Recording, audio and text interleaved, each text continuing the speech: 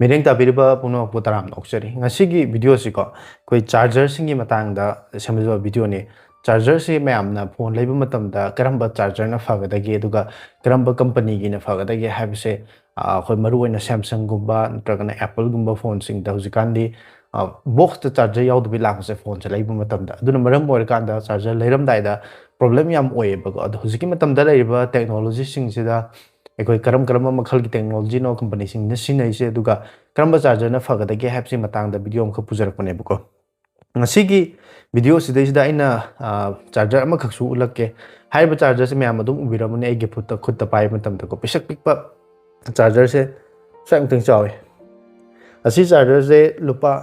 koi gi maman se am tang mana tibu ko lupa chamnga chatru ki chang la dum phang mane ba duga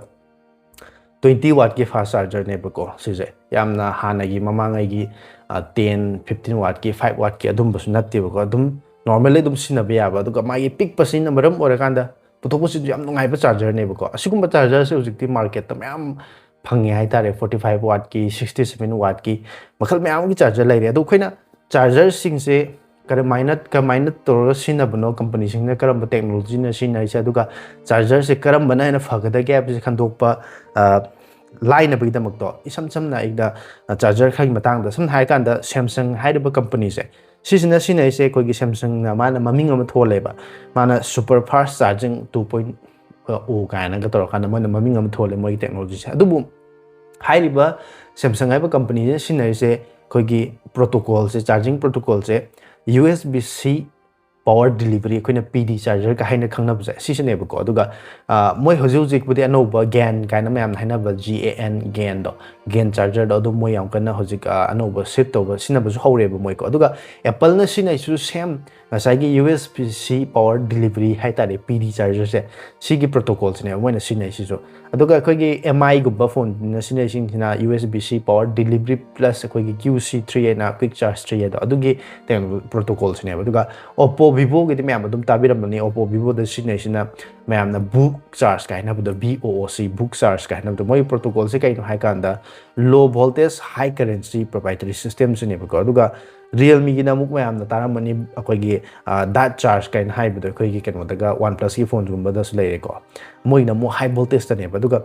gan charger hai na jiki aina haji hai riba sida palliba sigi kano se charger se sisu gan charger ne ba ko gan hai ba se shortcut ta hai na ba de mayam na gan hai ba se gallium nitrate hai ba ne ba ko aduga hana mamangai de khoina ari ba da sinarami ba charger cho mai gi adapter cho sing jina khoi gi silicon charger hai tare sigumba charger sine ba aduga gan charger sina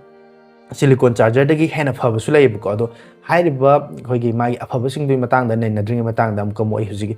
video sida ko sigi charger si aina lairak bagi box to unboxing tor kan si charger kyam chawge kyam pikke du udi ure na mayam da uhalake ba ko charger do masak to kamai to geding halake pisak pi ba ko 20 watt gain charger in thari sin mai gallium nitrate and hangdo ge kem yaw bu natte charger si magi keno se kyam chawge to pisak pi puni ko mayam khutta ino ji pai se mi yo do khodona ni mutung chawe khawang me tham kan da sang tung chawe charger se pi e be siga magi charge capacity hai tare ni ko adu magi 20 watts adu output se dum pi ne ba ko adu magi phabam na kaino hai kan da magi gallium nitrate charger oi besina charger si du charge to matam da sagat loi ba adu ga kogi phone da sumana sagat haloi ba sina ta ba to gan charger mayam lai Potronix na ta ba so 67 watt 45 watt ke adumba 33 watt ke adugum du mayam gi phone gi support to ba kano gi charging capacity gi du matung ina dum yeng lai bai ko charger si masak si mo halake pisak pik pane Potronix ki PL ga su mangul lai bai tare PL su mangul lai ba hai gru gum bai tare ne ure ko me adu putok putin da su yam nungai do ba adum charger amadi oye masi pik panina aduna sugumba gan charger se me amna sigi mak hai tare sigi Potronix ki sim lai gen ngam tar ga di sigi charger sigi link to su na tragan ai adum screen da dum product take tor ga dum thon ba dum thol lam ga du link to chang ga dum lai bi ana ba khoi me amna ubira ba du ne khoi ge gan charger sigi magi afaba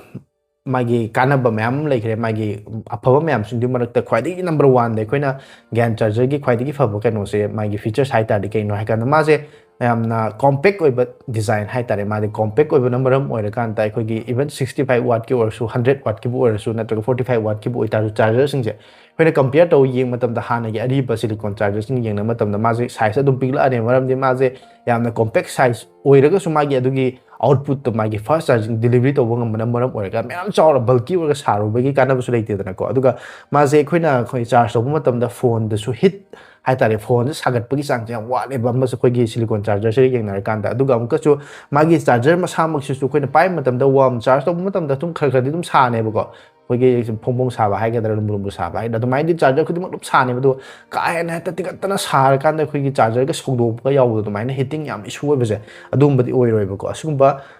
anouba charging protocol GAN charger se CCD karamba hoigi hujiki matam da lairiba Samsung bu oiro Apple bu oiro MI gi bu oiro natra Oppo Vivo Realme adedi OnePlus haiba phone खुदिमक ta loina mak compatible oiba hai tare haiba phone खुदिमक ta sigumba GAN charger se loina mak ta sinaba yaiba adubu atopa ngasai gi GAN charger नत्तबा हाइ तारे ने को अखोइगी book charge बु हाइरो नत्रगना dot charge बु हाइरो नत्रगना power delivery बु हाइरो CCD अमु अतोपा कंपनी अमगी फोन अमगा अतोपा कंपनी अमगी फोन अमगा चार्जिंग मागी केनोसो खेन मानजर गसु वाट तो मानजर जागसु टेक्नोलॉजी तो खेनब नंबरम ओइर कांदा माइ प्रोटोकॉल तो खेनब नंबर ओइर कांदा चार्ज तो तपना चंगबा नत्रगा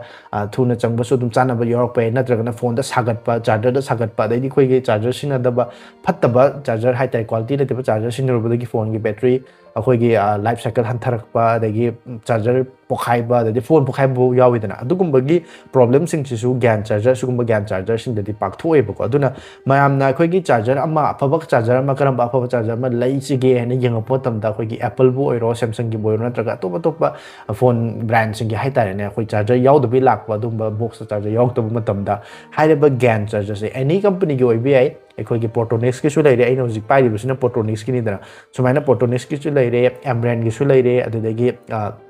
बोट की सु लैरे अदु नतबा साइगी एंकर काइनागा अमेरिकन ब्रांड अमसु लैरे अदु नतबा अतोपा Samsung मसामा की सु लैरे को अतोपा कंपनी मैम गी GAN चार्जर मैम थोला अमने हुजिकति को वाट सु 45 300 वाट पो लैसले 100 वाट 67 वाट जब चाबा चार्जर दुगी कोई फोन दुना सपोर्ट तोरि बसम नाइका 65 पो आरो 45 पो आरो चानाबा डायरेक्ट चानाबा फंगदगसु अदुदगी खरा हेनबा वाट हेनबा लैरगसु दुम सिनबे खरा वाट पे लेरगसु दुम नॉर्मली दुम सिनाइसे वाट के सिनबा यानी चार्ज तौ खितंग तपना चगंगसु को अदुना अखोइना चार्जर अफबा मा लेइबा होजिकी मतम सिदा करम चार्जर ना फगदगी नत्र करम चार्जर कमाइना खंदोकदगी हाबिसि मतंग दा इने याम तेंतकना बेसिक ओइबा आइडिया खर खंगोत चरकांदा चार्जर अमा लेइबा मतम दा करी करी येंबा अखोइना दुम खंदोकबा याय हेबसे असि मतंग सेमजबा वीडियो दुने वीडियो से बुमिंग ताबिरिबा सिंगा वीडियो असि मसिदे थंगनबिबा चैनल ओइ तारगदि मैम लाइक तौसन बिरमु सब्सक्राइब तौसन बिरमु शेयर तो बिरमु अदुगा हानादगी सब्सक्राइब तौदुना लेरबा मैम सिंगसु मसि वीडियो सु लाइक तौसन बिबा अमदि शेयर तो बिरमु तुंगदसु असिगुम्बा अतोपा टॉपिक अमदसु वीडियो पे पुदुना Lakpa ngam na bu hona jage matam adu fawi da makta ding asi video सि मतंग असता लोइसन जरी।